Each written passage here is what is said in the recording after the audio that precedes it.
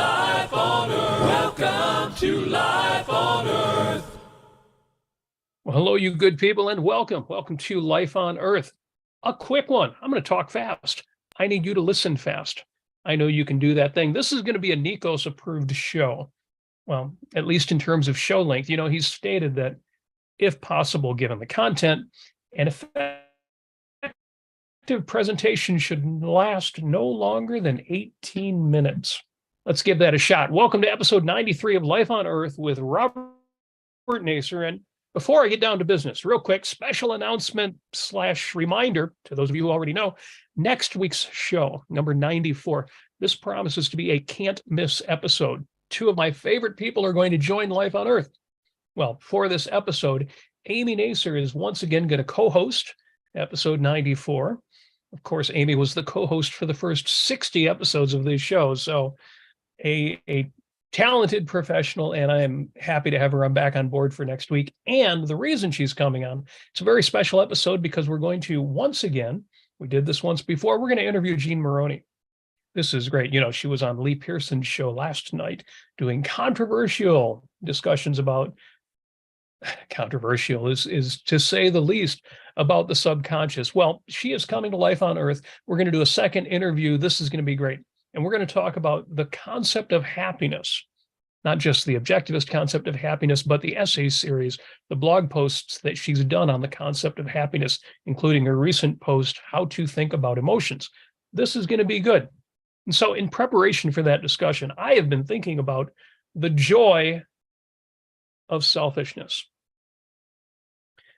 A phrase that got stuck in my head, probably because of my age. When I was young, before the internet, and before sex education, there was a book out there called The Joy of Sex. I think it was kind of a parody, not a parody. It was inspired by the old book, The Joy of Cooking. So I can't resist. I know, kids nowadays, we don't need the joy of sex. We have the internet. We learn everything from porn. If everything you know about sex you learn from porn, anyway, watch my show with James Valiant yesterday, in which we talked about sexuality on the Keeping It Real series. But in preparation for that discussion, yes, I've been thinking about the joy of selfishness. Now quoting Ayn Rand, what do we mean by selfishness? The objectivist ethics proudly advocates and upholds rational selfishness, which means the values required for man's survival, qua man, which means the values required for human survival, not the values produced by the desires, the emotions, the quote unquote aspirations, feelings, whims, the needs of irrational brutes who have never outgrown the primordial practice of human sacrifices, have never discovered an industrial society, and can conceive of no self-interest but that of grabbing the loot by the moment. I'll stop the quote right there, because when I think of the brute who can conceive of no self-interest, but that of grabbing the loot of the moment, it's, when Ayn Rand speaks, she speaks very definitely, and it may sound hyperbolic, but consider Jordan Peterson, consider Ben Shapiro, consider the conservatives who say the problem with today's liberals is they're all about the self and self-gratification. They're all hedonists. You take a selfish person, put him in a bar, he's going to pick up chicks, even though he's got a wife and kids at home. That's what they think selfishness is. The left, of course, is no better in that regard. Going on with the Ayn Rand quote about selfishness. The objectivist ethics holds that human good does not require human sacrifices and cannot be achieved by the sacrifice of anyone to anyone. It holds that the rational interests of men do not clash, that there is no conflict of interests among men who do not desire the unearned, who do not make sacrifices nor accept them, who deal with one another as traders giving value for value, unquote. Ayn Rand, The Virtue of Selfishness and the Objectivist Ethics. This is great because I'm going to mention this in a moment. Equal to reality. I swear I didn't plant this comment, but equal to reality in the chat says, I am selfishly enjoying The Better Angels of Our Nature by Steven Pinker. Equal to reality, you made exactly the right comment. Now, as men and women of reason, we have, or we try to have, a unique, rational, reality-based relationship with justice. In Ayn Rand's words, justice is the recognition of the fact that you cannot fake the character of men, as you cannot fake the character of nature, that you must judge all men as conscientiously as you judge inanimate objects, with the same respect for truth, with the same incorruptible vision, by as pure and rational a process of identification, that every man must be judged for what he is and treated accordingly. Now, unquote, unique to this perspective is the understanding that mercy, if taken as the opposite of justice, mercy is improper and even self-destructive. I did a search for mercy in the Objectivist lexicon, the Ayn Rand lexicon, and there's just this quote from Leonard Peikoff's Objectivism lecture series, not even OPAR, but the lecture series. It says, mercy means an unearned forgiveness. Ooh, that's harsh. Mercy, an unearned forgiveness. But that is what mercy means. If it means mercy in contradistinction to justice, in contrast to justice. So let me go to the big book, not OPAR this time, but Atlas Shrugged. And page 1000, which isn't the end of the book, by the way, in which one of our characters says, oops, hold on just a second. Oh, I see, I went too far. Sorry about that. I should have had my post-it note in here like I always do with the James Valiant shows. But our protagonist, I'm going to try to keep the spoilers out, says, you have heard it said that this is an age of moral crisis. You have said it yourself, half in fear, half in the hope that the words had no meaning. You have cried that man's sins are destroying the world. Let me stop the quote for a moment. Who does this sound like? Who has cried that man's sins are destroying the world? Feel free to answer that in the chat. You have cried that man's sins are destroying the world, and you have cursed human nature for its unwillingness to practice the virtues you demanded. Since virtue to you consists of sacrifice, you have demanded more sacrifices at every successive disaster. In the name of a return to morality, you have sacrificed all those evils that you held as the cause of your plight. You have sacrificed justice to mercy. You have sacrificed independence to unity. You've sacrificed reason to faith. You've sacrificed wealth to need.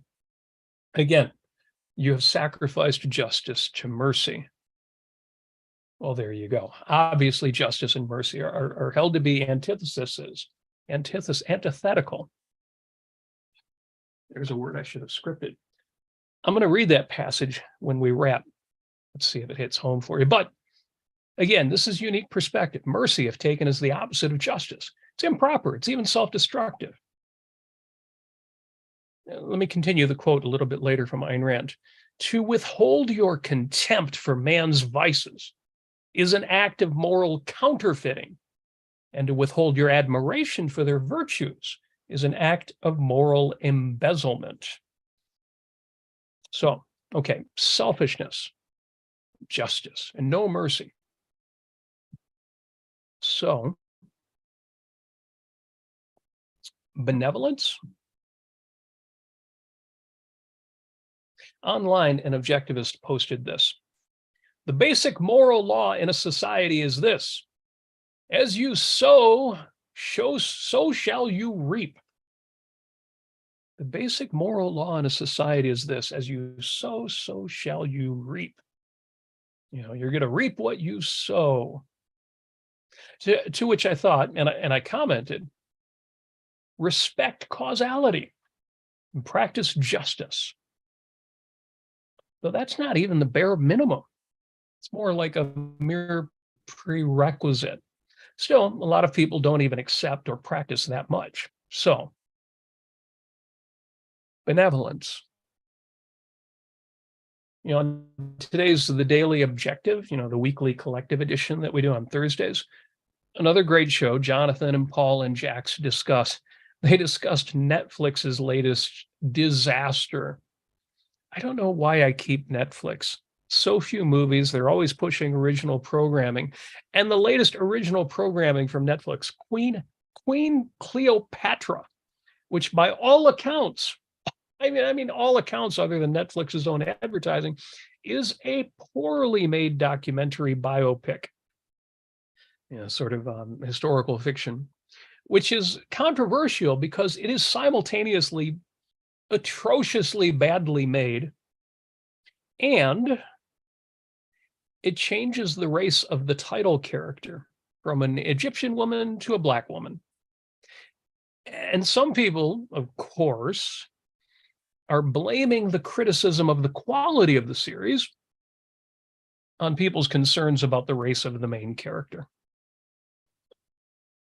My comment was the obsession of the producers and of collectivists in general with race is a remarkable failure to be reality focused and self-interested. Show me a collectivist who's also happy, if you can. This is a failure of selfishness, a failure to be self-interested. Again, show me a collectivist who is happy. No, hardcore collectivists, serious collectivists tend to be malevolent and pessimistic. And pessimism and malevolence is a failure of what I call a failure of selfishness. Not of the concept or the idea, but a failure to be selfish. And pessimism and malevolence are not exclusive to the enemies of reason, the enemies of individualism, the enemies of capitalism. A remarkable failure of selfishness and injustice to those who are good. Those who are good, even if they're not objectivists. Just a reminder. Most of the best people in history have been not objectivists. Michelangelo was not an objectivist. Frederick Douglass was not an objectivist. The founders of America were not objectivists. Andrew Carnegie was not an objectivist. Michael Jordan is not an objectivist. Of course, objectivism is still, historically speaking, we're brand spanking new. And we've got our share of heroes in philosophy, but also in business, in academia, in psychology, in art, even in politics, if you count political advocacy as politics. People like Adam Mossoff and Alex Epstein. Pessimism and malevolence. I'm going to repeat myself here, probably more than once. Pessimism and malevolence, bitterness, are an injustice to those who are good. The good out there in business, and the good in music, and the good in dance, and the good in sports, and in chocolate. Okay, I bring up chocolate to return me to the theme for the day. Pessimism and malevolence is a failure of selfishness, a failure to be selfish enough. I have argued across several domains that optimism is realism, which is why I'm glad that Equal to Reality brought up the better angels of our nature. In both the Steven Pinker sense, everything is getting better all of the time, but also in the Howard Roark sense. And by the Roarkian sense, I mean whatever the rest of humanity, whatever they're doing, whether things are getting better or getting worse, it's irrelevant. So long as I can live my life the way that I choose, I can do the work that I love, I can have the people in my life who bring me happiness. How do I reconcile the fact that some people, including some people in power, people in political and academic leadership positions, are just bad people? They're living by bad ideas. They're putting bad policies and legislation into effect. How do I reconcile that with the fact that most people aren't bad? They're not perfect, and they could and should be better, but most people, they're my peers. They're my neighbors. They're my employers, my baristas, my friends, my family, or some or all of the above. Well, here's my thoughts on loaning money. But before I get to that, again, huge thanks to the people in the chat. Thank you for participating in the conversation. Would love to see a super chat or two. We are on the Ayn Rand Center UK, and by the time I'm done, I'm going to talk about what an honor that is on episode 93 here. But Harry Binswager's got me beat. Episode 100 is coming up on Monday. That's going to be so cool to see Harry celebrate 100 episodes. I don't know how he beat me to 100, but more power to him. If you are enjoying the programming of the Ayn Rand Center UK, you know what to do. If you're not already a member, AynRandCenter.co.uk, click Become a Member. Link is right at the top of the chat. But if you're listening afterward, you know where to go. You can also put in a super chat. If you want to make your comments, your questions stand out in the chat, and don't your comments and questions deserve to stand out? Hint, yes. Then yeah, put them in as a super chat. Any dollars, any pounds, any pence you put in supports the ARC UK. So what are my thoughts on loaning money? Why do I care what Robert's thoughts are on loaning money? See, I've been advised, and it's come up again recently online, never loan money. It's an old expression, never a lender nor a borrower be, especially to people you like, since the obligation and sometimes the difficulty and consequent guilt and resentment of repayment can destroy or, oh my gosh, you guys are the best. Apollo Zeus is in for £2, says, appreciate the positivity, but age of envy, you're absolutely right. We need to talk about the age of envy, and equal to reality is also in for £2.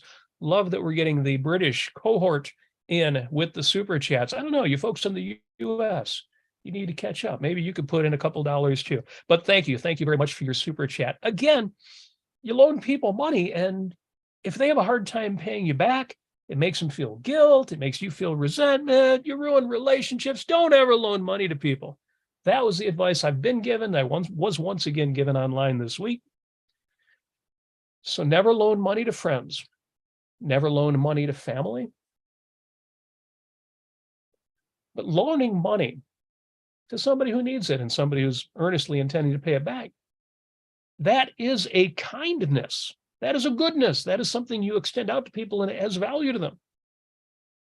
And don't your friends and your family deserve that the most of all? So my rule, and take this for what it's worth. It's worth a lot. My rule is never loan out money that you can't afford to not get back. And to not get back without you resenting it, where you can just let it go. If you can't do that, if you can't afford to do that in a given instance, or you don't want to do that in a given instance, then yes, don't loan the money out. But that's another reason why I encourage people to be really productive, in order to have plentiful resources and to live well within their means. And this is why mercy that I brought up, mercy in the objectivist sense is the opposite of justice. But yes, taken literally, elevated to a moral principle, mercy is not a virtue. It's a vice. It is literally injustice, the act of not giving somebody what they deserve.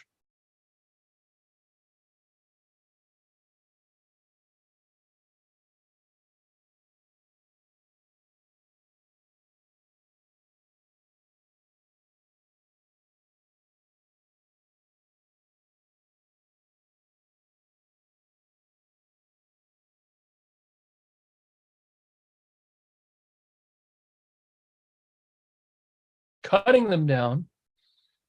But if we've made our point, we just stop. or when we accept an apology, or when we've won a fight. And we could go on beating our opponent to a pulp. Well, that's not mercy. Well, it's something else. It's knowing when to quit. It's grace. It's benevolence, sportsmanship. Cool. Call it what you will. My point is, not every act of mercy is mercy in the moral philosophical sense of being the opposite of justice. So we need to know that. We need to be aware of that, so we don't cringe every time somebody says, yeah, he was down, so I took mercy on him. We need to know exactly what was meant. I certainly do, because I am selfish. I am self-interested. And here's why it matters. Benevolence is in my self-interest. Kindness is in my self-interest. Having good people in my life and treating them well is in my self-interest. I said it before, optimism is realism. Whether you take the Steven Pinker approach or the Howard Rourke approach, and for me personally, they amount to the same thing. The tie is the benevolent universe. Optimism is realism. So now we can add, if optimism is realism, if optimism is realistic, then optimism is selfish. Optimism is self-interested. Benevolence is selfish. Justice is selfish.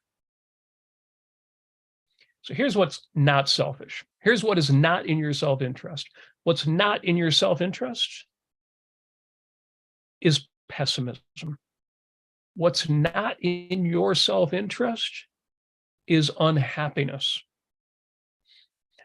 To be clear, anger can be selfish, but bitterness, not so much.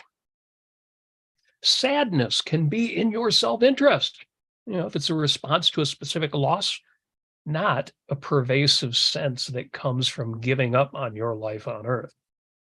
Never give up on life on earth.